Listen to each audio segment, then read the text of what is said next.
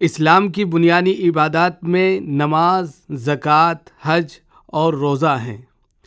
نماز وقت کی قربانی ہے تو زکوٰۃ مال کی، حج مال اور وقت دونوں کی قربانی کا طالب ہے، جبکہ روزہ ہمارے لیے اسلام کی عمارت کا ایسا رکن ہے جو سب سے زیادہ ذاتی اور روحانی عمل ہے، جس کے اثرات پورے معاشرے اور سماج میں پھیلتے ہیں اور ایک صالح معاشرہ وجود میں آتا ہے۔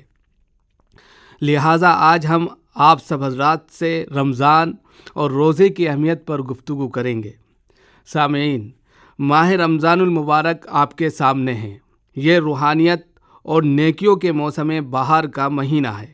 اس میں گناہ جھڑتے ہیں اور خیر و بھلائی کی تازہ کونپلیں پھوٹتی ہیں، مغفرت کی ہوائیں چلتی ہیں اور رحمت کی پھوار برستی ہے۔ نفسانی خواہشات پر قابو پانے کی مشق کرائی جاتی ہے۔ یہ آخرت کی کمائی اور نیکیاں سمیٹنے کا خاص سیزن ہے۔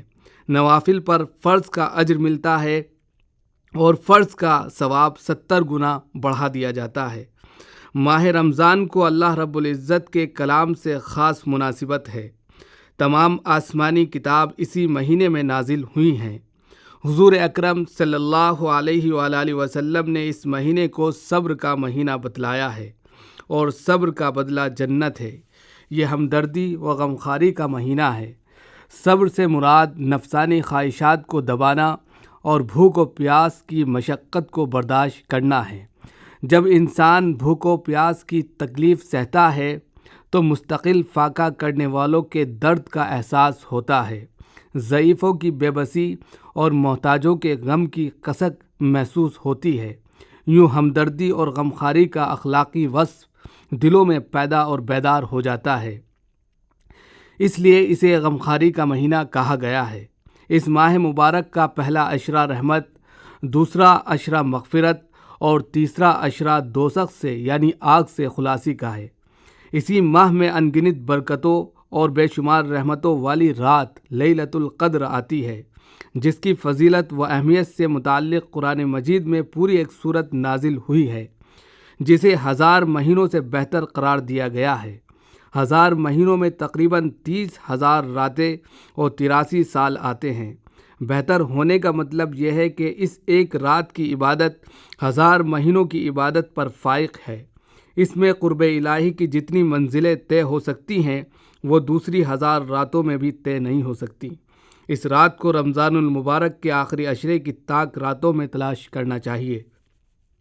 21ویں، 23ویں، 25ویں، 27ویں اور 29ویں میں سے کوئی ایک لیلۃ القدر ہوتی ہے۔ یہ دریائے رحمت کے جوش اور انوار و برکات کے شباب کا عشرہ ہوتا ہے۔ اسی عشرے اخیر میں اعتکاف کی سنت پر بھی عمل ہوتا ہے۔ اس ماہ میں جنت کے دروازے کھول دیے جاتے ہیں اور جہنم کے دروازے بند کر دیے جاتے ہیں۔ بڑے شیاطین کو زنجیروں میں جکڑ دیا جاتا ہے۔ اس ماہ مبارک میں رحمت الہی کو انتظار رہتا ہے کہ کسی گنہگار، کسی نافرمان کی پکار اللہ کے حضور میں بخشش کے لیے بلند ہو اور اس کو معاف کر دیا جائے۔ اس ماہ میں سب سے بڑی عبادت روزہ ہے، جس کو عربی میں صیام کہتے ہیں۔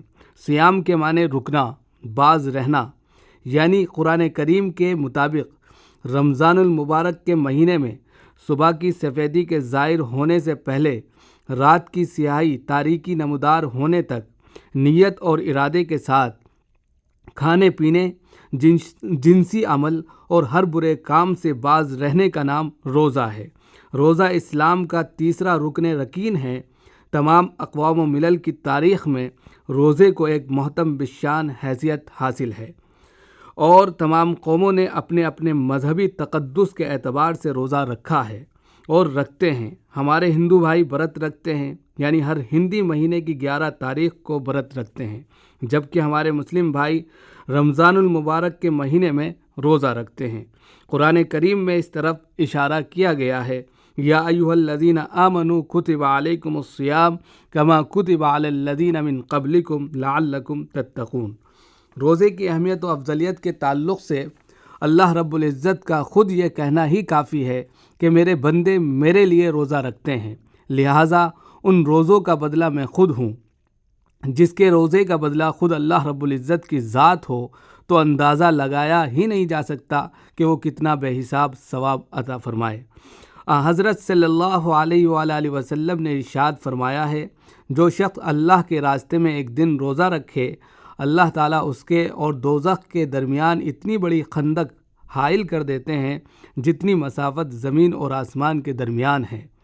حدیث شریف میں آتا ہے، من صام رمضان ایمانا و احتسابا غفر له ما تقدم من ذنبه، یعنی رسول اکرم صلی اللہ علیہ وسلم نے ارشاد فرمایا، جس نے ایمان و یقین اور ثواب کی نیت سے روزہ رکھا، اس کے پچھلے تمام گناہ معاف کر دیے جائیں گے۔ روزے کے تعلق سے روزے داروں کے ذہن میں یہ بات بھی ہونی چاہیے کہ روزہ ہر چیز کا ہوتا ہے، چنانچہ پیٹ کا روزہ یہ ہے کہ اس کو حرام اور مشتبہ مال کے کھانے سے پاک رکھا جائے۔ آنکھ کا روزہ یہ ہے کہ نگاہ کو ہر اس چیز سے باز رکھا جائے جس پر نگاہ داننے کا حق نہیں ہے، حتیٰ کہ بیوی کو بھی روزے کی حالت میں شہوت سے نہ دیکھا جائے۔ کان کا روزہ یہ ہے کہ اس کو تمام ناجائز چیزوں کے سننے سے بچایا جائے، مثلاً فحش کلامی، غیبت وغیرہ۔ روزہ اور قرآن کریم کے درمیان بہت گہرا تعلق ہے اور خصوصی مناسبت ہے، اسی لیے حضور اکرم صلی اللہ علیہ وسلم رمضان میں تلاوت کا زیادہ سے زیادہ اہتمام فرماتے تھے۔ قرآن کریم کو اللہ رب العزت نے اس مہینے میں نازل فرمایا ہے، شہر رمضان الذی انزل فیہ القرآن، لہٰذا ہم کو تراویح کا بھی بھرپور اہتمام کرنا چاہیے اور کم از کم ایک قرآن شریف سننا چاہیے۔ اگر مجبوری ہو تو تراویح کی ضرور پابندی کرنی چاہیے۔ روزہ رکھنے کے ساتھ ساتھ روزہ افطار کرانے کا بھی اہتمام کرنا چاہیے، اس پر اللہ رب العزت نے بہت اجر و ثواب رکھا ہے۔ یہ ضروری نہیں کہ پیٹ بھر کے کھانا کھلایا جائے، بلکہ ایک کھجور یا ایک گھونٹ شربت یا پانی سے سچے دل کے ساتھ افطار کرا دینے پر بھی بے حساب ثواب ہے۔ مزید جتنی نیکی کے کام ہو سکتے ہیں اور اللہ نے ان کے کرنے کی استطاعت دی ہو تو ان کو خوب کرنا چاہیے، مثلا نمازوں کا اہتمام، نوافل کی طرف توجہ، قرآن کریم کی تلاوت، رات میں تہجد کے لیے اٹھنا، توبہ و استغفار کی کثرت، کلمہ شہادت کی گواہی، جنت کا سوال اور دوزخ سے پناہ چاہنے کے ساتھ ساتھ سخاوت سے اللہ رب العزت کی خوشنودی کو حاصل کرنا چاہیے۔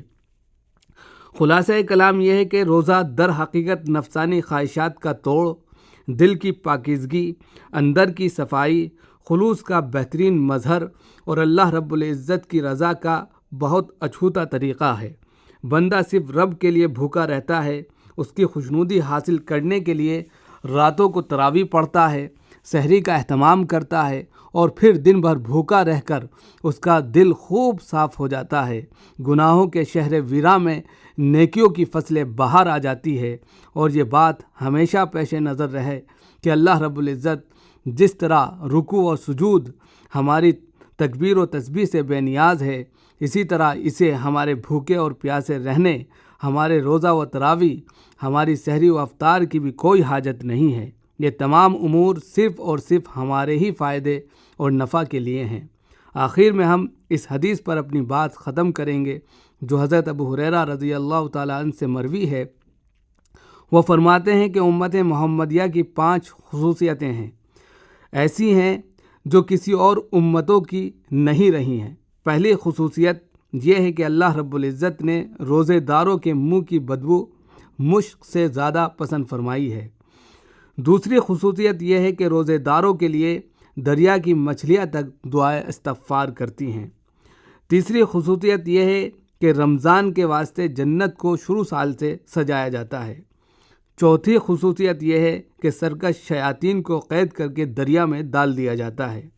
اور 5ویں خصوصیت یہ ہے کہ رمضان کی آخری رات میں لوگوں کی مغفرت کر دی جاتی ہے۔ اللہ تعالیٰ سے ہم دعا کرتے ہیں کہ ہم سب کو رمضان اور روزوں کا اہتمام کرنے کی توفیق عطا فرمائے۔ وما توفیقی الا باللہ۔